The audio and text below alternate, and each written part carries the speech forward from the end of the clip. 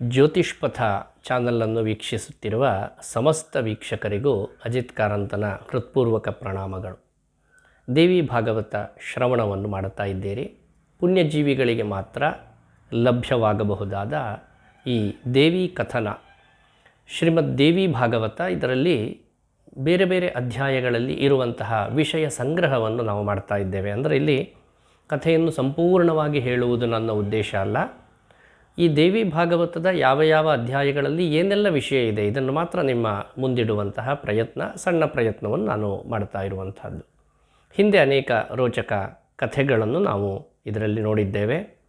ಸುದ್ಯುಮ್ನ ಅವನು ಇಲಾ ಆಗಿ ಪರಿವರ್ತನೆಗೊಂಡದ್ದು, ಆ ಬಳಿಕ ಚಂದ್ರವಂಶದ ಉದಯ ಇತ್ಯಾದಿ ಕಥೆಯೆಲ್ಲವನ್ನು ನಾವು ಕೇಳಿದ್ದೇವೆ.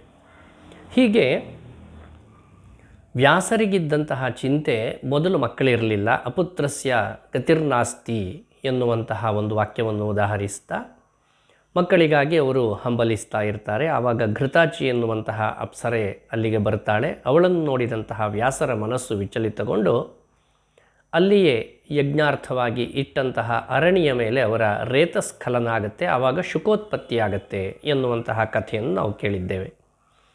ಶುಕಮಹಾಮುನಿಯ ಸ್ಥಿತಿ ಹೇಗಿತ್ತು ಅಂತ ಹೇಳಿದರೆ, ಪರಮ ವೈರಾಗ್ಯದ ಮೂರ್ತಿಯಾಗಿದ್ದ. ಇದರ ಕಾರಣದಿಂದ ವ್ಯಾಸರಿಗೊಂದು ಚಿಂತೆ ಆವರಿಸ್ತಾ ಇದೆ.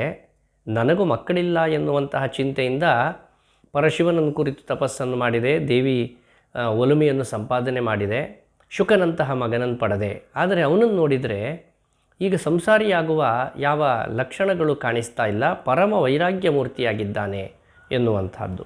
ಇದರ ಕಾರಣದಿಂದ ಶುಕಮಹಾಮುನಿಗೆ ಅವರು ಸಾಕಷ್ಟು ಸಂಸಾರದ ವಿಷಯವನ್ನು ಬೋಧಿಸ್ತಾರೆ ಎನ್ನುವಂತಹ ವಿಷಯವನ್ನು ನಾವು ಕೇಳಿದ್ದೇವೆ.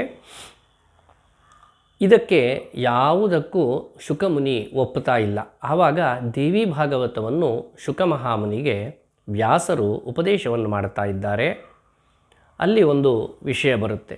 ಶ್ಲೋಕಾರ್ಧೇನ ತಯಾ ಪ್ರೋಕ್ತಂ ಭಗವತ್ಯಾಖಿಲಾರ್ಥದಂ ಸರ್ವಂ ಖಲ್ವಿದಮೇವಾಹಂ ನಾಣ್ಯದಸ್ತಿ ಸನಾತನಂ ಅಂತ. ಇದು ದೇವಿ ಅನೇಕ ಕಡೆಯಲ್ಲಿ ಉದ್ಧರಿಸಿದ ಒಂದು ವಾಕ್ಯವಾಗಿದೆ.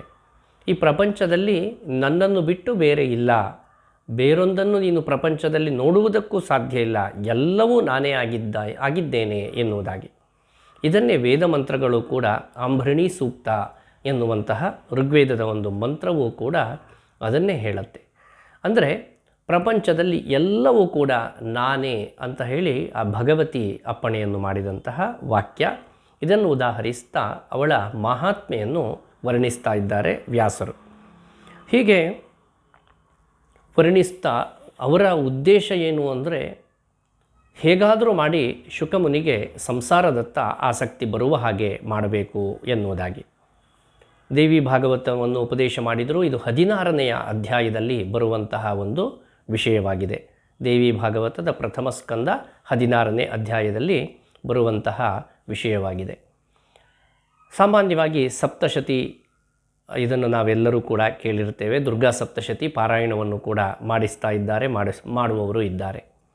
ಯಯಾ ವಿಸೃಜ್ಯತೆ ವಿಶ್ವಂ ಜಗದೇತಚ್ಚರಾಚರಂ ಸೈಷಾ ಪ್ರಸನ್ನ ವರದ ನೃಣಾಂ ಭವತಿ ಮುಕ್ತಯೇ. ಅಂದರೆ ಮುಕ್ತಿಗೆ ಕಾರಣವಾದ ಒಂದು ವಿಷಯವನ್ನು ಇಲ್ಲಿ ಚಿಂತಿಸ್ತಾ ಇದ್ದಾರೆ. ಅಂದರೆ ಕಥನ ರೂಪದಲ್ಲಿ ದೇವಿ ಭಾಗವತವನ್ನು ವ್ಯಾಸರು ಶುಕನಿಗೆ ಹೇಳುತ್ತಾ ಅಲ್ಲಿಯೇ ಮೋಕ್ಷಪರವಾದಂತಹ ಅನೇಕ ವಿಷಯಗಳನ್ನು ಕೂಡ ಹೇಳ್ತಾ ಇದ್ದಾರೆ. ಈ ಮೋಕ್ಷಪರವಾದ ವಿಷಯಗಳನ್ನು ಹೇಳುವಾಗ ಕೇವಲ ವೈರಾಗ್ಯವನ್ನು ಮಾತ್ರ ಉಪದೇಶ ಮಾಡುವುದು ಅವರ ಉದ್ದೇಶ ಆಗಿರಲಿಲ್ಲ. ಸಂಸಾರದಲ್ಲಿ ಇದ್ದುಕೊಂಡು ಹೇಗೆ ನಾವು ಮುಮುಕ್ಷುಗಳಾಗಬಹುದು, ಮೋಕ್ಷಗಾಮಿಗಳಾಗಬಹುದು ಎನ್ನುವುದನ್ನು ಬಹಳ ಚೆನ್ನಾಗಿ ವರ್ಣಿಸ್ತಾ ಇದ್ದಾರೆ.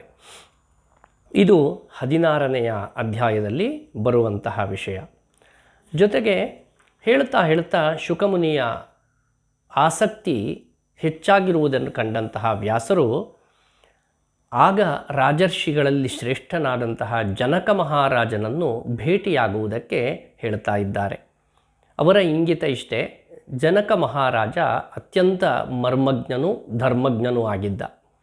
ಅವನ ಸಮೀಪ ತನ್ನ ಮಗನನ್ನು ಕಳುಹಿಸಿದರೆ ಅವನು ತನಗಿಂತಲೂ ಚೆನ್ನಾಗಿ ಉಪದೇಶವನ್ನು ಮಾಡಬಲ್ಲ, ಅಥವಾ ಶುಕಮಹಾಮುನಿಗೆ ಸರಿಯಾಗಿ ಮನದಟ್ಟು ಮಾಡಬಲ್ಲ, ಎನ್ನುವಂತಹ ಒಂದು ಅಭೀಪ್ಸೆಯಿಂದ ವ್ಯಾಸರು ಜನಕ ಮಹಾರಾಜನ ಹತ್ರ ಶುಕಮುನಿಯನ್ನು ಕಳುಹಿಸ್ತಾ ಇದ್ದಾರೆ, ಅವನಲ್ಲಿ ಸಂವಾದವನ್ನು ನಡೆಸಿ ಬಾ ಅಂತ. ಇದು 17ನೇ ಅಧ್ಯಾಯದಲ್ಲಿ ಬಹಳ ಸೊಗಸಾಗಿ ನಿರೂಪಿತವಾಗಿದೆ.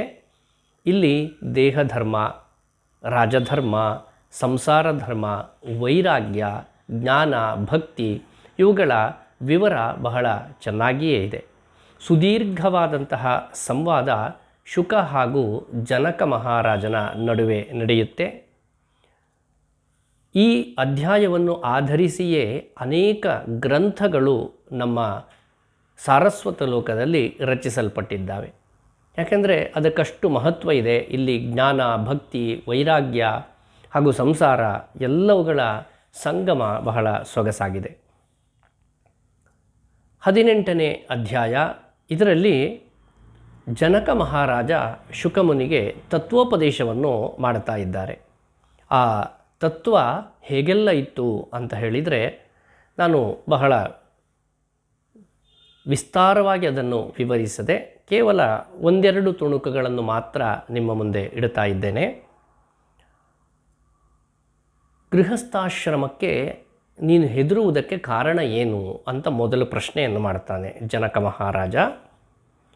ಆವಾಗ ಶುಕಮುನಿ ಹೇಳ್ತಾನೆ, ಗೃಹಸ್ಥಾಶ್ರಮ ಅಂತ ಹೇಳಿದರೆ ಎಲ್ಲ ಕಟ್ಟುಪಾಡುಗಳು, ಪುನಃ ನಾವು ಸಂಸಾರದ ಬಂಧನಕ್ಕೆ ಒಳಗಾಗಬೇಕಾಗತ್ತೆ, ಇದರಿಂದ ಮೋಕ್ಷ ನಮಗೆ ದುರ್ಲಭವಾಗುತ್ತೆ ಇತ್ಯಾದಿ ಅವನ ಅನಿಸಿಕೆಯನ್ನು ಬಹಳ ಚೆನ್ನಾಗಿಯೇ ಹೇಳ್ತಾನೆ. ಆದರೆ ಜನಕ ಮಹಾರಾಜ ಅವನಿಗೆ ಮಾತನ್ನು ಮುಂದುವರಿಸ್ತಾ ಉಪದೇಶದ ರೂಪದಲ್ಲಿ ಹೇಳ್ತಾ ಇದ್ದಾರೆ. ನಾವೆಲ್ಲರೂ ಹೆಚ್ಚಾಗಿ ಬಳಸುವಂತಹ ಒಂದು ವಿಷಯ, ಮನ ಏವ ಮನುಷ್ಯಾಣಂ ಕಾರಣಂ ಬಂಧಮೋಕ್ಷಯೋ. ಅಂದರೆ ಮನಸ್ಸೇ ಈ ಬಂಧನ ಮತ್ತು ಮೋಕ್ಷ ಇದಕ್ಕೆ ಕಾರಣ ಎನ್ನುವುದನ್ನು ಬಹಳ ಚೆನ್ನಾಗಿ ವಿವರಿಸ್ತಾ ಇದ್ದಾರೆ. ನ ದೇಹೋ ನ ಚ ಜೀವಾತ್ಮಾನ್ ಇಂದ್ರಿಯಾಣಿ ಪರಂತಪ.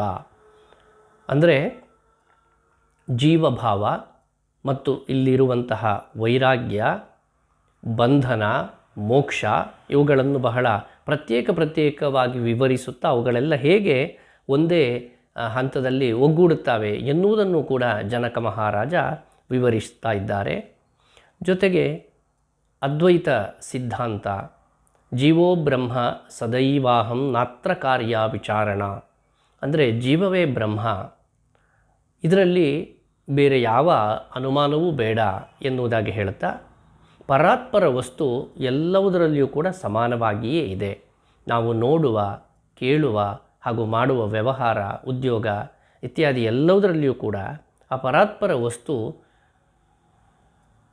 ಸಶಕ್ತವಾಗಿ ಜೊತೆಗೆ ಸಮಾನವಾಗಿ ಪ್ರಸಾರವಾಗಿದೆ ಎನ್ನುವಂತಹ ತತ್ವವನ್ನು ಹೇಳ್ತಾ ಇದ್ದಾರೆ. ಜೊತೆಗೆ ಇದಕ್ಕೊಂದು ಇರುವ ಭೇದ ಬುದ್ಧಿ, ಯಾಕೆ ನಾವು ಇದರಲ್ಲಿ ಭೇದ ತರತಮ ಇದನ್ನು ಕಾಣ್ತಾ ಇದ್ದೇವೆ, ಇದಕ್ಕೆ ಕಾರಣ ಏನು, ಇದನ್ನು ಕೂಡ ಬಹಳ ಚೆನ್ನಾಗಿ ವಿವರಿಸ್ತಾ ಇದ್ದಾರೆ.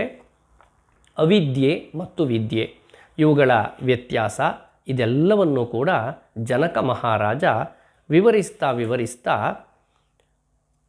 ಶುಕಮುನಿ ಸ್ವಲ್ಪ ಮಟ್ಟಿಗೆ ಬದಲಾಗುವ ಒಂದು ಹಂತ ಈ 18ನೇ ಅಧ್ಯಾಯದಲ್ಲಿ ಬರುತ್ತೆ.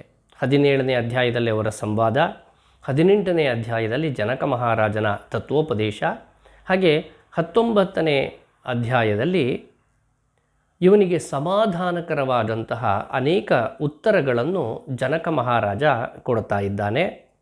ಜೊತೆಗೆ ಸಂಸಾರದಲ್ಲಿ ಇರಬಹುದಾದಂತಹ ವಿರೋಧಗಳಿಗೇನು, ಆ ವಿರೋಧಗಳನ್ನು ನಾವು ದಾಟುವುದು ಹೇಗೆ ಎನ್ನುವಂಥದ್ದನ್ನು ಚೆನ್ನಾಗಿ ವಿವರಿಸಿದಾಗ ಶುಕಮುನಿ ಅದಕ್ಕೆ ಒಪ್ಪಿ ತಾನು ಸಂಸಾರದ ಹೊಣೆಯನ್ನು ಹೊರುವುದಕ್ಕೆ ಸಿದ್ಧನಾಗುತ್ತಾನೆ.